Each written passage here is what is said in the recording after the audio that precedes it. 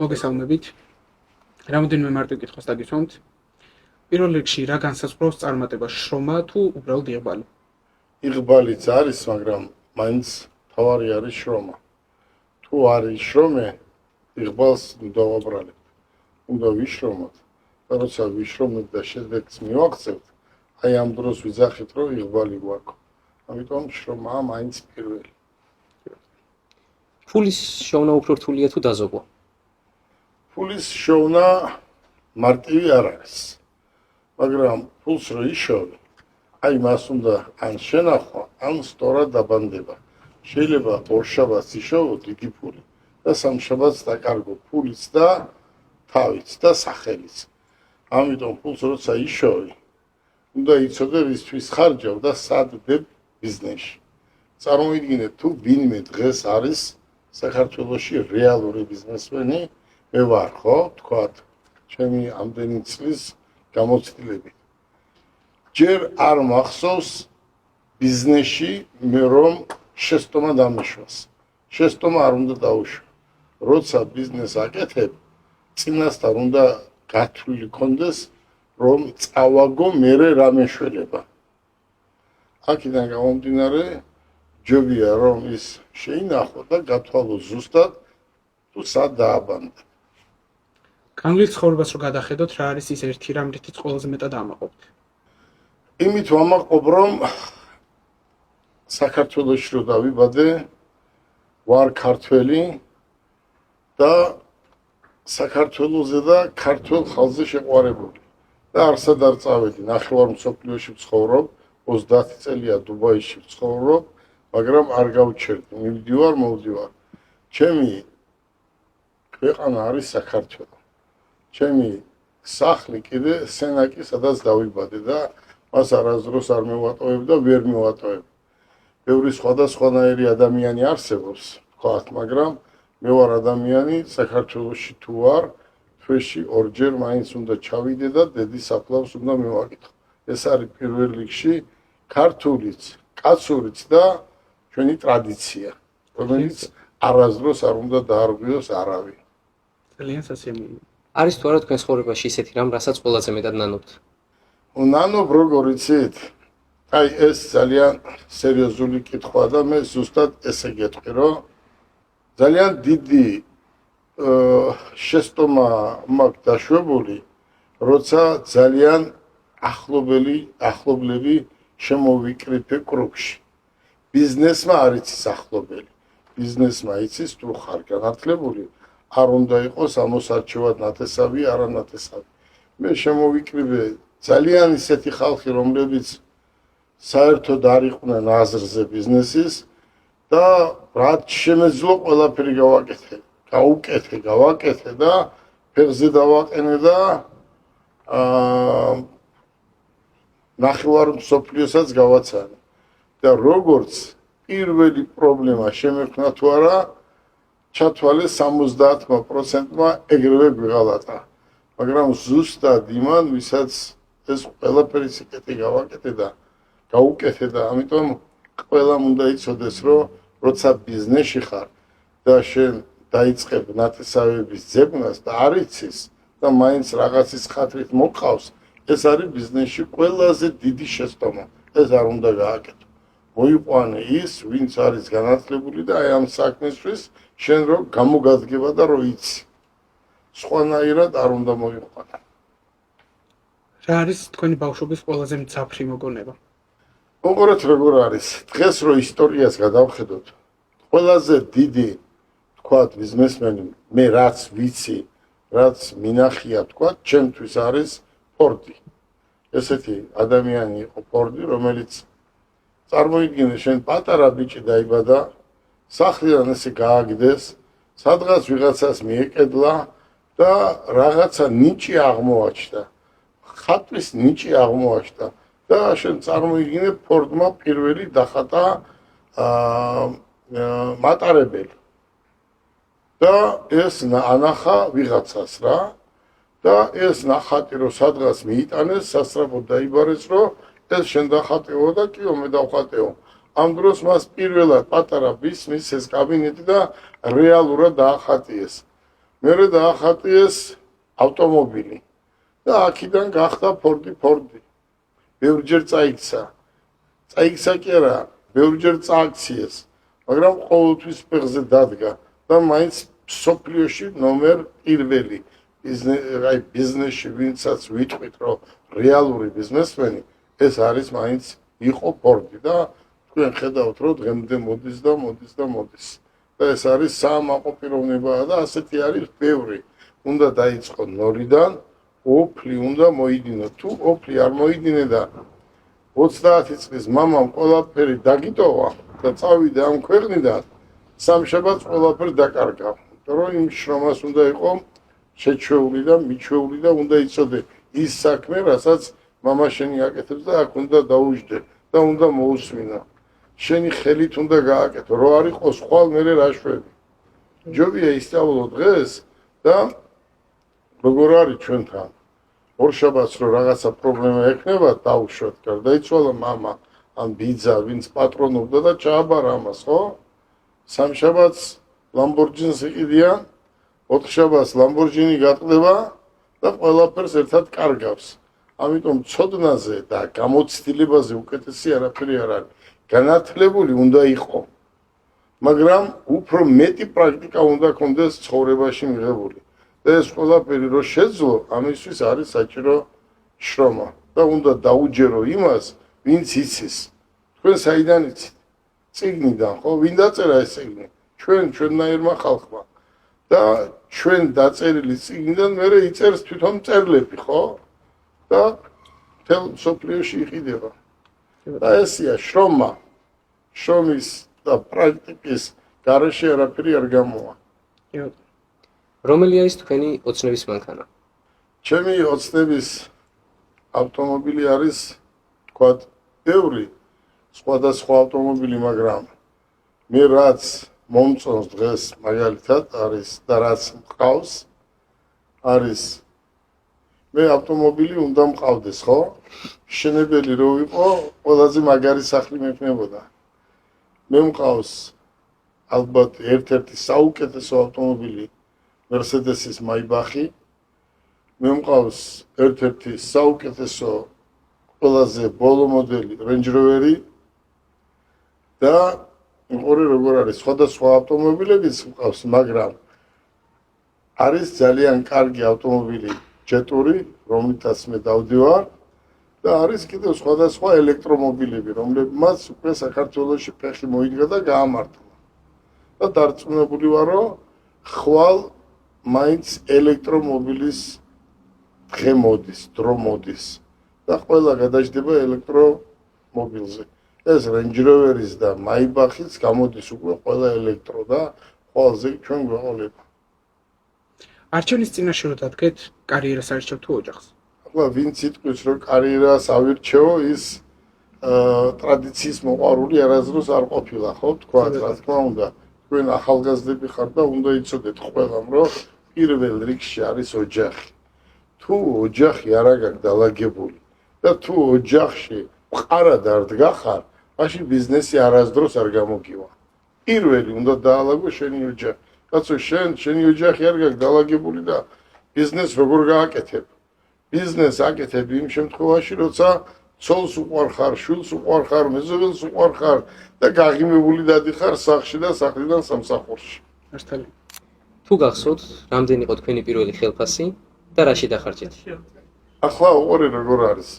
მე პატარა ბიჭი ვიყავი. დედაჩემი მუშაობდა საკონსერვო ქარხანაში. და სკოლიდან გამიშვებდნენ, თორე ეს კითხვა არ მიყვარდა, ეს წიგნი არ მიყვარდა. აი, ცდილობდი ყოველთვის, რომ ადრე წავსულიყავი და დედაჩემთან გავრბოდი.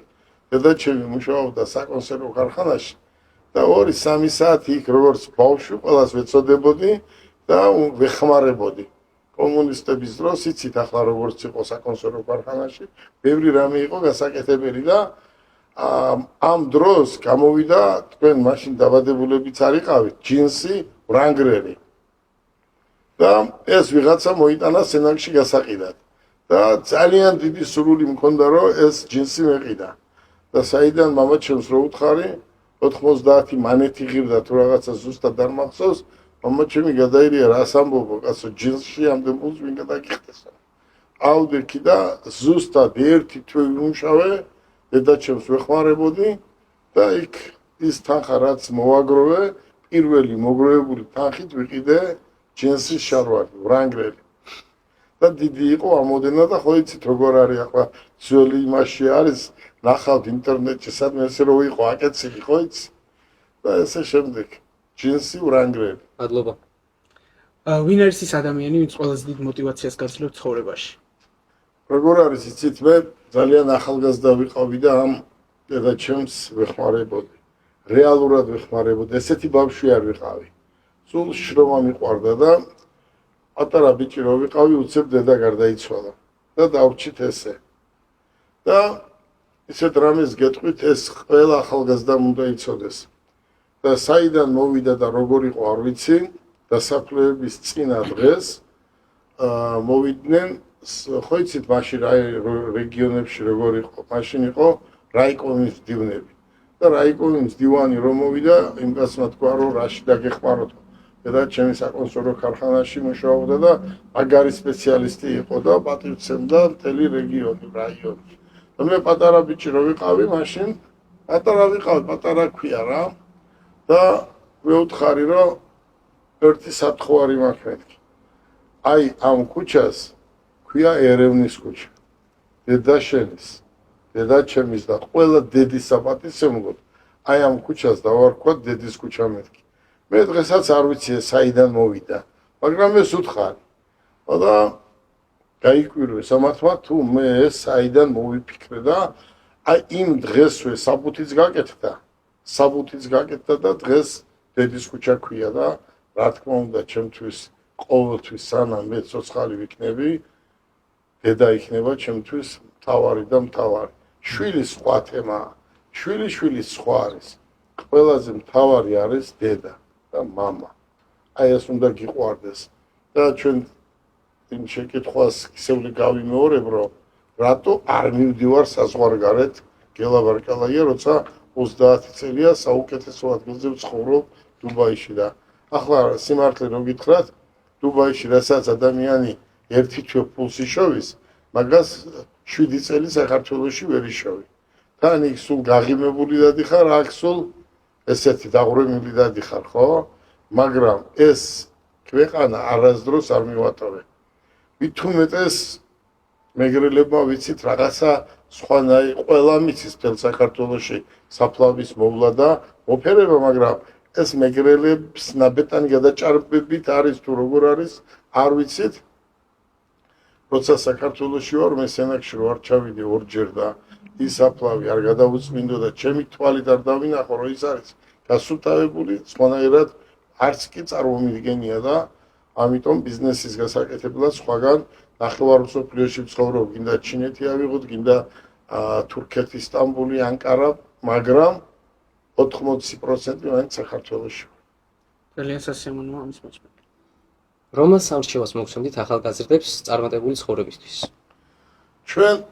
შევქმნით ვფიქრობდი აი რა უნდა გაგვეკეთებია რომ მე თქვენ უყურებთ ახლა ხო იცი სოციალურ მედიას მაგრამ ჩვენ რაც შეგვიძლია ყველანაირად ვცდილობ რომ ეს იქნება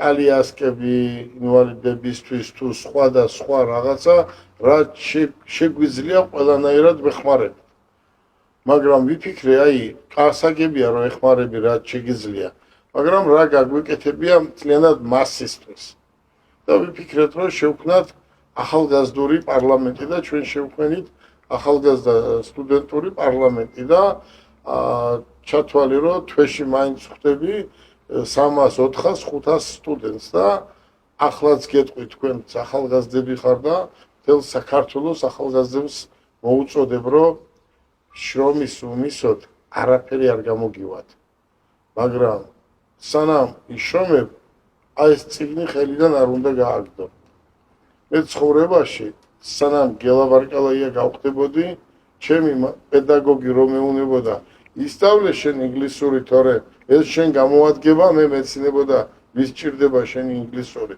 და ისეთ ადგილზე დამხვდა მისი სიტყვები რომ ძალიან ბევრჯერ გავიხსენე ის ჩემი პედაგოგი. პირველი არის განათლება, სწავლა, მეორე არის პრაქტიკა და მესამე არის სინდისი, ნამუსი და ოჯახი არასდროს არ უნდა შეარჩო. შენ ხარ შენი ოჯახის მაგალითი უნდა იყო, სხვისი მაგალითი უნდა იყო. ესაა ახალგაზრდებისთვის მთავარი და საქართველოში ჩვენ ახალგაზრდები რომ ყავს, ახლა მე თამამად რატო ვამბობ? მე თქვენი ტოლი რო ვიყავი, მაშინ ნახევარ მსოფლიოში ბიზნეს ვაკეთებდი. და ახლა ხო ვიღაცები მეყოლება, ქვეყანა არ არის ისეთი, რომ მე კარგი პარტნიორი ამყავდეს, ხო? ჩვენნაირი ახალგაზრდები მთელ მსოფლიოში არსად არ არის. ჩვენს ქართველს ერთში რა უხსნი და ზეპირადიციან და იქ ესე არ არის. ჩვენ ყველაფერში მაგრები ვართ, მაგრამ რაღაცა პატარა პრობლემები ყოველთვის გვაქვს, ეს შური.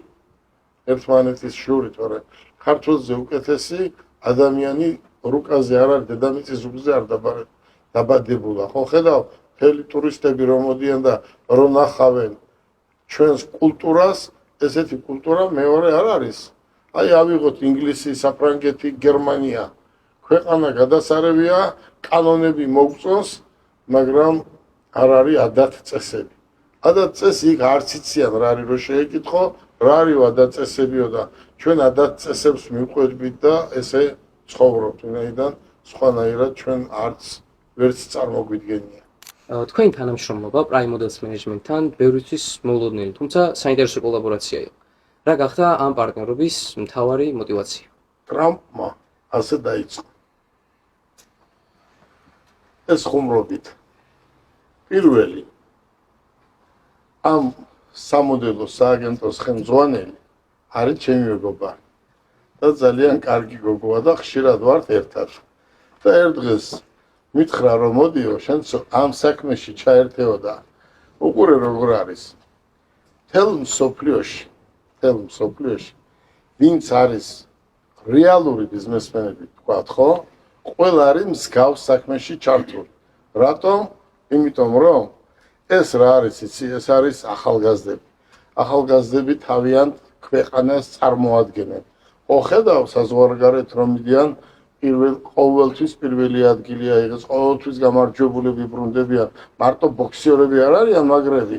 აი ეს გოგოების და ბიჭებიც იმდენად დიდ საქმეს აკეთებენ ქვეყნისთვის. ქართულზე უფრო ლამაზ თქვენ ვერ ნახავთ დედამიწის ზურგზე. ქართველი ქალი ყოველთვის იყო დაფასებული და არის დაფასებული. ქართველი ქალი სადაც წავიდა, მოდელები ყოველთვის გამარჯვებულები ჩამოვიდნენ და მეც ამ ჩემს მეგობართან ერთად ვიფიქრე, რომ რატომაც არა ჩვენც ხან, რა ვიცი, რაღაცეებში მივიღებთ მონაწილეობას ისე, რომ გავაცნოთ უფრო მეტი საქართველოს და ჩვენი მოდელები იმ ადამიანებს, ვისაც ეს სჭირდება. ზოგიერთმა არც იცისება რა არის მოდელი, მაგრამ ვინც იცის, იმისთვისაა საინტერესო. მადლობა. თუ შეგიძლიათ რომ ორი სიტყვით მოგვიყვეთ Mathemator's-ისა და Prime Models Management-ის თანამშრომლობის შესახებ. ჩვენ ახლა მივდივართ, ვაპირებთ ამ დღეებში დუბაიში წასვლას. მე 30 წელია ამ დუბაიში ცხოვრობ და არანაკლებ მიცნობენ დუბაიში ვიდრე თქვა საქართველოში და ძალიან დიდი სურვილი მაქვს რომ თქვენს ხელმძღვანელებთან აი ამ გუნდთან ერთად წავიდეთ და ვიფიქრე რომ მოდი რატომაც არა რომ ყველაზე მაგარ ჯიპ ტურებს ჩავატარებთ მეთქი დუბაიში მეთქი და გოგოებს ვარჩევთ რომ აი ვინ იცის ავტომობილის ტარება და ალბათ გადავიღებთ ამას და ნახევარი მსოფლიო ნახავს რომ ქართველი გოგოები როგორ ერთმანეთს ეჯიბრებიან ქვიშაზე და ეს ძალიან მაგარი სანახაობა. დუბაიში ვინც ჩადის, ყველაზე კარგი არის ჯიპ ტური და იქ ახლა ჩვენ უმაღლეს დონეზე ამას ჩავატარეთ ისე რომ საქართველოსაც ვასახელებ და ჩემს მეგობარსაც და ყველა თქვენ ახალგაზრდებს. კი ბატონო. თქვენსა და Prime Models Management-ის სამომავლო გეგმებზეც რომ გესაუბროთ. რაღაც შემოთავაზება არის. მაგრამ როგორ არის იცი? რაღაც შემოთავაზებები არის რომ გავერთიანდეთ, წინ წავიდეთ, უფრო მაგრები ვიყოთ, მაგრამ ამასაც სამომავლოდ ჩვენ განვიხილავთ, იმიტომ რომ წამყვანი მე პატრონე ქვია ამ გუნდის ხელმძღვანელი ჩემი იმდენად კარგი მეგობარია მე მთელი ჩემი ცხოვრება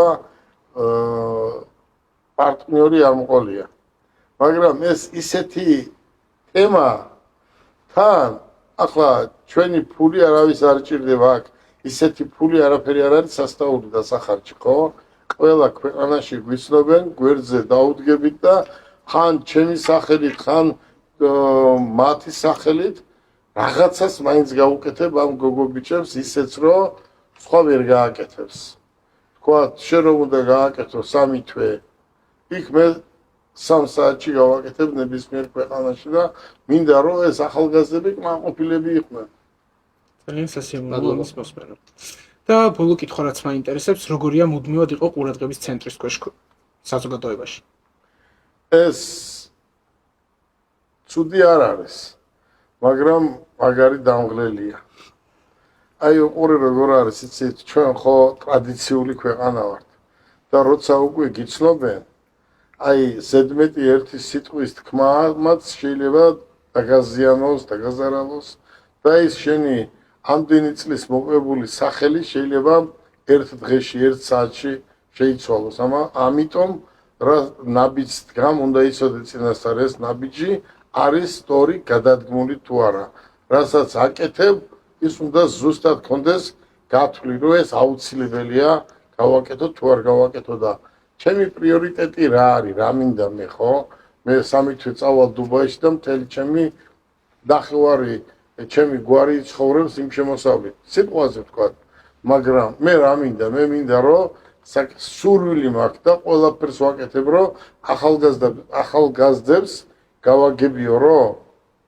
აი ამ ასაკში უნდა განათლება მიღებული კონდეს უყურე როგორ არის თუ გინდა რომ განათლება კონდეს ახალგაზრდებს მიღებული სკოლას როგორც ამთავრებ უკვე განათლებული უნდა იყო მერე უმაღლეს სასწავლებელში ხო იცით როგორ ხდება ახლა თქვენ სტუდენტები იყავით ხართ და მერე უმაღლეს სასწავლებელში იმ განათლების მიღება ძნელია რაც სკოლაშია სკოლაში შეყვარებული არ შეიძლება რომ ყავდეს ჩემ დროს ესე იყო შენ თუ ვინმე გაიგებდა რომ გოგო მოგწონდა სკოლიდან გაგრიცხავდნენ და ახლა მე დიდი სურვილი მაქვს რომ ახალგაზრდებმა გაიგოს რომ განათლების მიღება არის სკოლის დამთავრების დროს განათლებული უნდა იყო და რა თქმა უნდა კარგ უნივერსიტეტში უნდა ჩააბარო და უნდა მიიღო კიდე უფრო მეტი განათლება რა თქმა უნდა და